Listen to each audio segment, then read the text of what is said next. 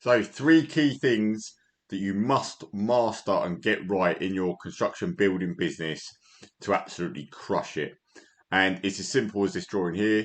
It's finances at the very top, then it's sales, and then it's delivery. And what I find is that most people are actually quite good at delivery because that's what you know. Okay at the sales side, but bit of room for improvement. But it's the finances that is the major lacking part of actually growing the business and getting to know your numbers really well. And then lastly, there is actually the person in the middle, which is actually you as the owner. So really get all this stuff right that I'm going to walk through today. Follow a very simple framework, and it's going to help you really get a better grip of your business and be able to grow it without the headache, the ball ache, and the frustration really. So I know this might look a bit simple as we start this bit of training, but if you're a business owner looking to grow something that's commercially valuable, it pumps out decent profits. So ultimately, it gives you the life that you want with your family and all that type of stuff. Be able to buy the stuff you want, really. That's why you're in business. Good businesses are built on simple stuff. So let's make it nice and easy for you to get your heads around. And doing this stuff, it might even make you sort of fall back in love with your business because it's a tough game. Construction's a hard industry to be in.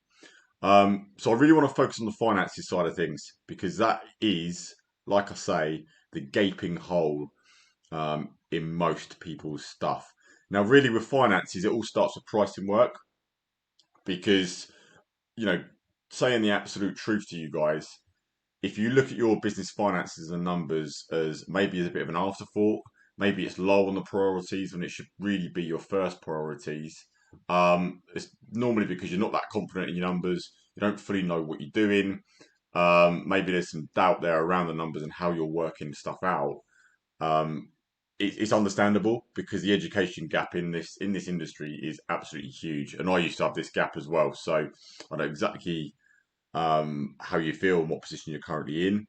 But this is the key part of any decent business. So you've got to understand how the price work.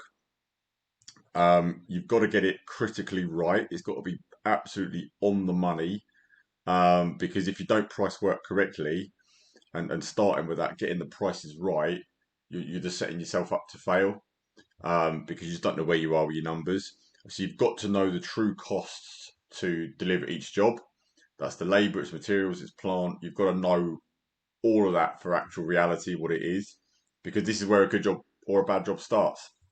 You know, if you've got a job where you haven't costed it right, it's just a nightmare on site. You know, you probably experienced that yourself. It's not a nice place to be. So consider the finances and pricing work as the foundation, just like a house, the best foundation possible for moving in the right place. Without that, it just gets messy. The next key thing is the profit margin that you then add on to those true costs that you've got for each job. And look, this doesn't matter whether it's a £500 job or a £500,000 job. The same stuff applies. You've got to know your true cost to do the job, and then the margin that you stick on, because the profit margin is the difference between a company that has money at the end of the year, is building up decent profits, and one that doesn't. So if you're not seeing enough profit in the business, I suspect it's because of the actual margin you're putting on. And it's something that you want to stick to and set in your business as well. You want to agree with yourself and your business that we operate to this margin. And let's give you a view. Typically, in construction, as a main contractor, as a building company with subbies in it and different elements of works below you, you're going to be working to like 20% margin. Being perfectly honest, you can earn a bit more. You can do more than that based on the type of work, the client, the complexity of it. But for the whole, you should be working to 20%. And I just think below that, it's just not worth being in business. It's not worth the headache. It's not worth the stress and the ag of doing it all if you're not earning at least that, in my opinion. The next key part, once you've done that, is then tracking the costs. I can't stress enough how vital that is because it's pointless spending your time costing work or paying a QS to price it for you, winning the work, seeing the client getting it over the line and then not tracking it because you've got to protect the margin at all costs. Like, if you're just not tracking it, you are wasting your fucking time. I can't be more straightforward with you than that because you just don't know how things are going if you don't track the costs. You've got to track everything and understand where's the job going well, where's maybe something gone wrong, and do you need to save some money elsewhere to keep the margin? Because if you don't do that, you just don't know where you are. It's all well and good invoicing like 50 grand, 100 grand, 200 grand job, whatever it is. But if there's no profit on it because you've not delivered the job properly and you're not tracking costs, it's irrelevant. So tracking is the reality of your business. And without that, you just don't know where you are. And that's exactly where you don't want to be.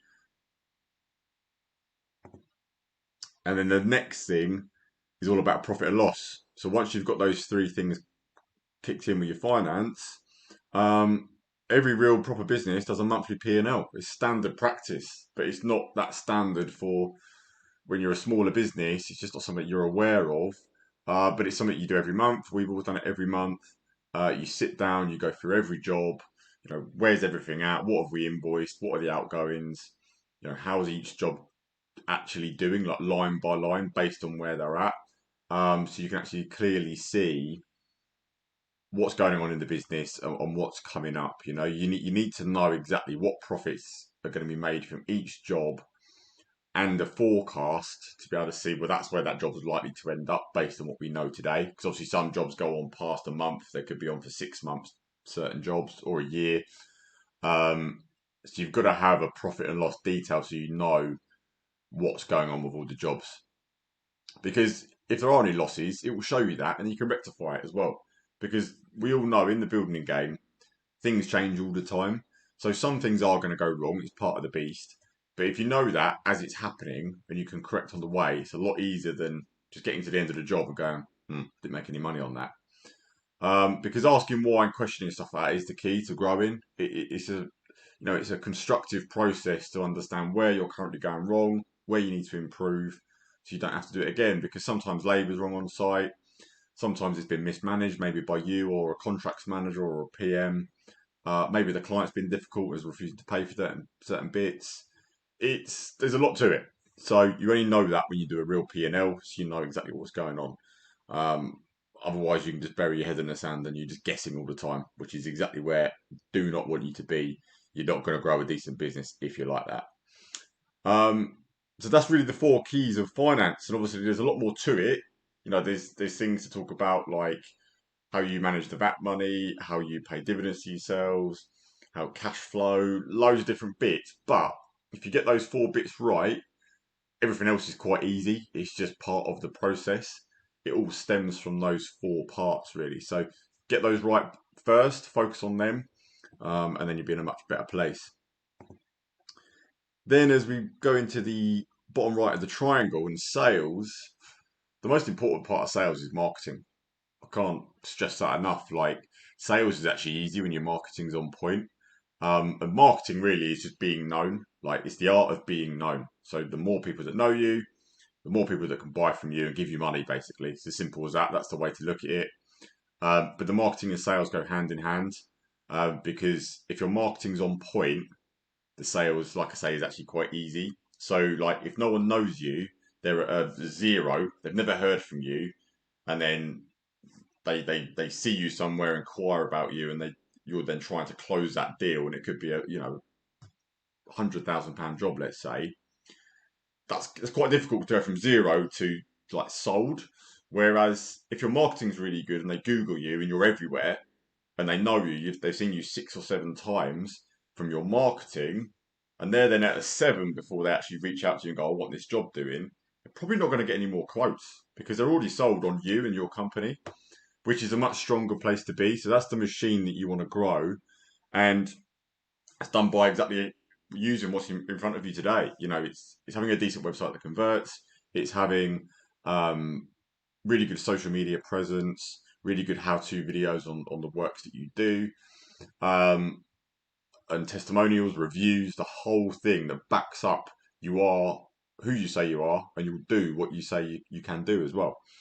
Because at the end of the day, if someone's spending 50, 100 grand on a building extension or a project or a fit out or whatever, it's quite a big lumpy move for those people. So they're going to go for someone who looks like the most trusted authority in their space.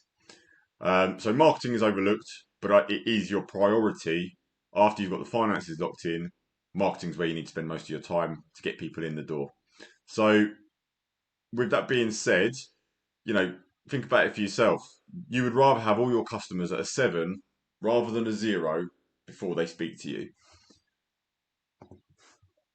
Then the next part is actually the tendering process, which is actually very closely linked with the sales process, believe it or not. I think people look at pricing as an isolated part, but for me, the whole tendering process is the communication process backwards and forwards with a client, the initial meeting, looking at the job, how you're presenting yourself, how you look, your image, your brand.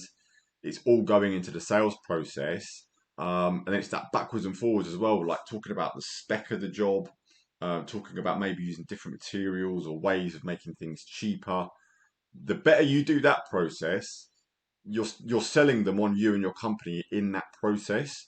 So that's where you really want to set yourself apart, because a lot of people are quite, oh, I'll get back to the client when I can be bothered.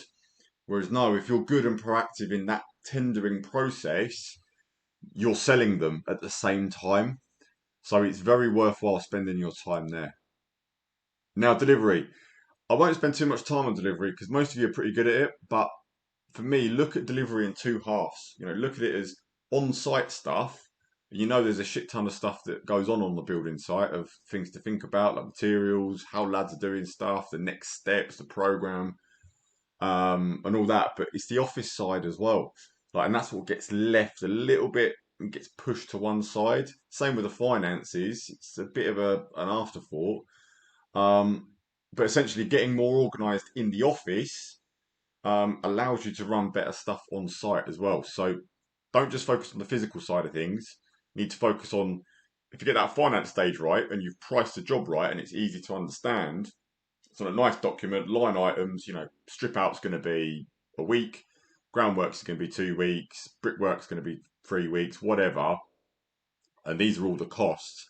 That's then easier stuff to hand over to a PM or a contracts manager, someone to run the jobs to get you fully off the tools if you're not at that stage yet, and actually helps your employees in the office run and do the jobs right. Okay, so the finances are very closely linked with the delivery side.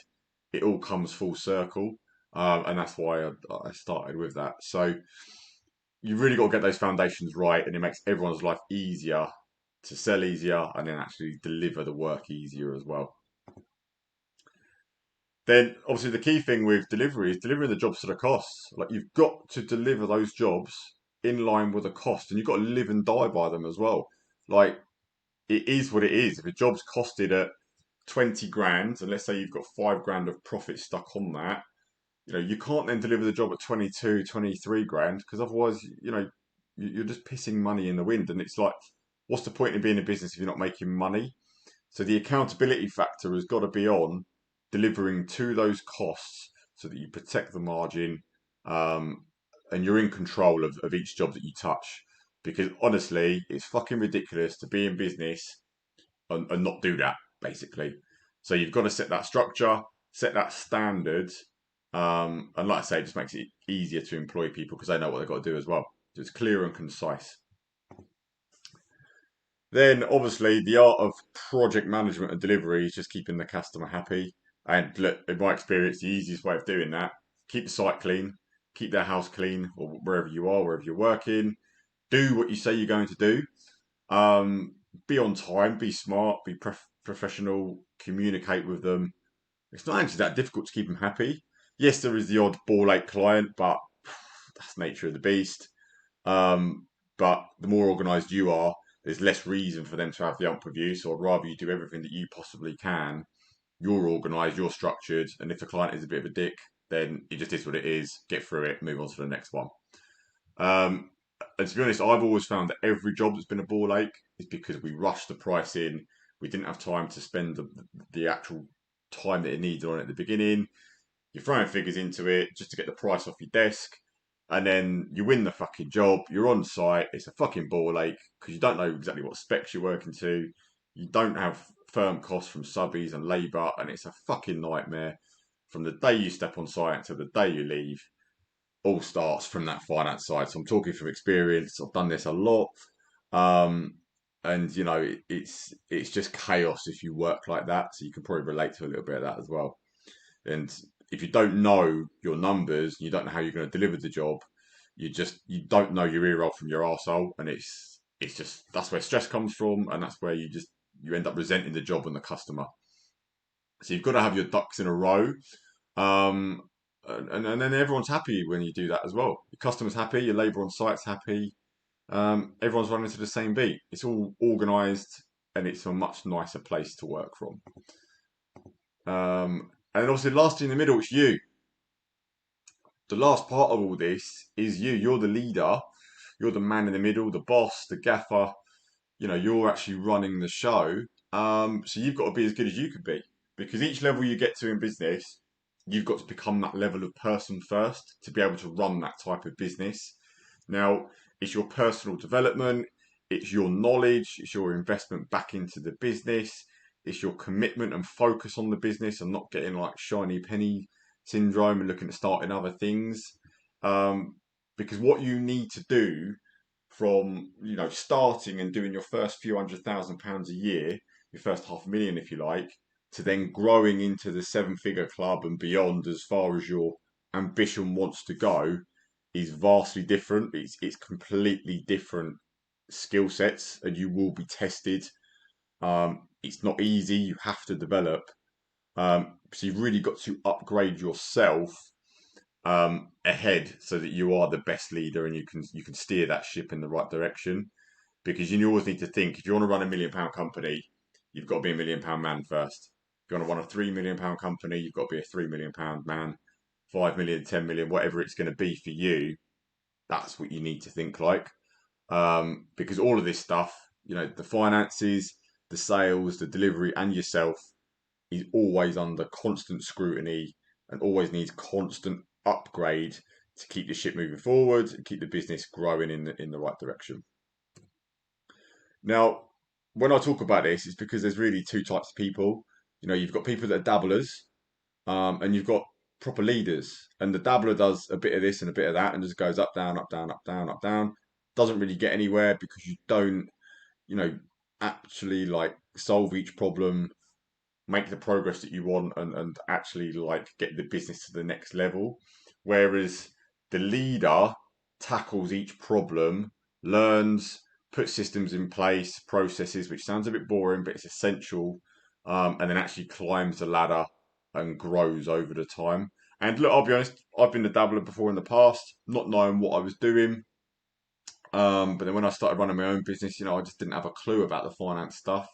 The internet wasn't what it is today, and information wasn't available because all I could really do was talk to people down the pub. And really, that's just the blind leading the blind. So the root cause of me being that dabbler was a lack of education.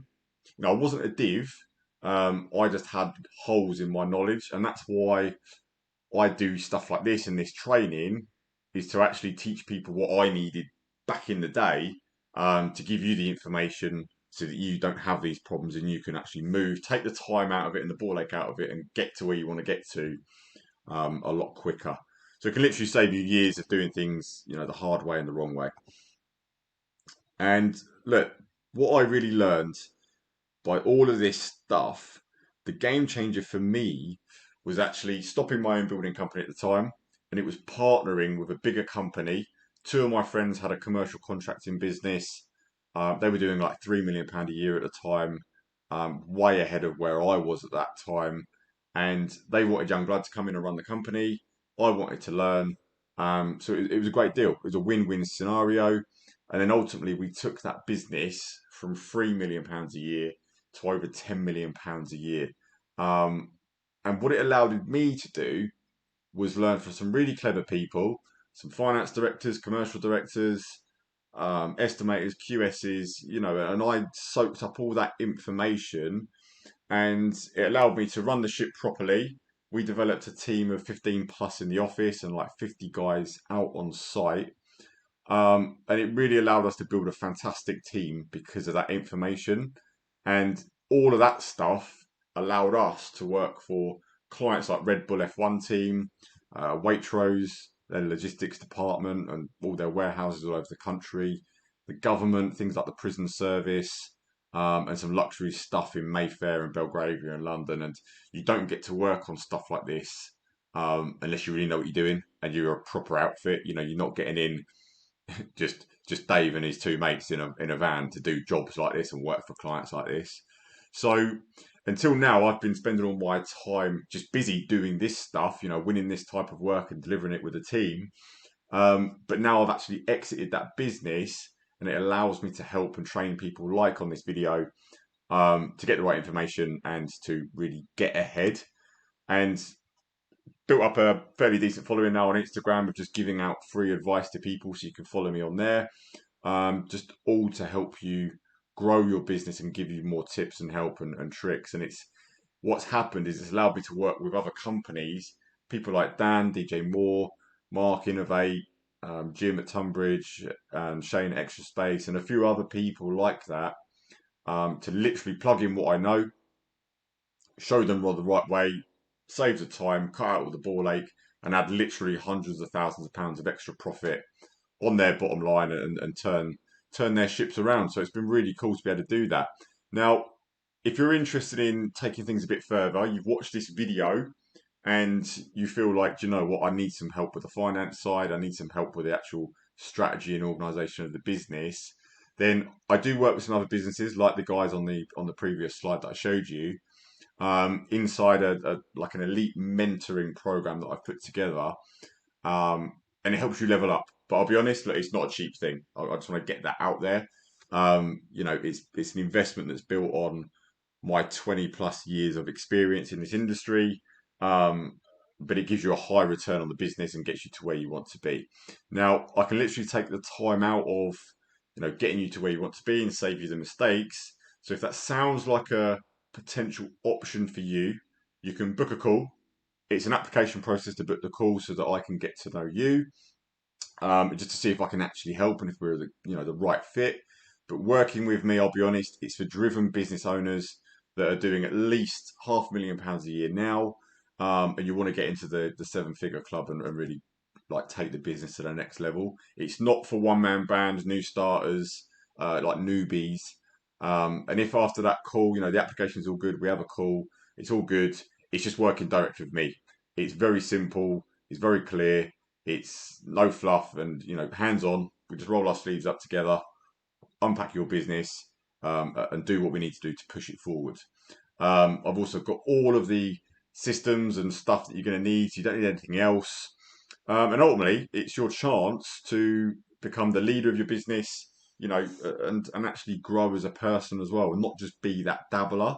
So click the link below or around this video, and then we can look at starting this journey together. And I look forward to speaking to you soon.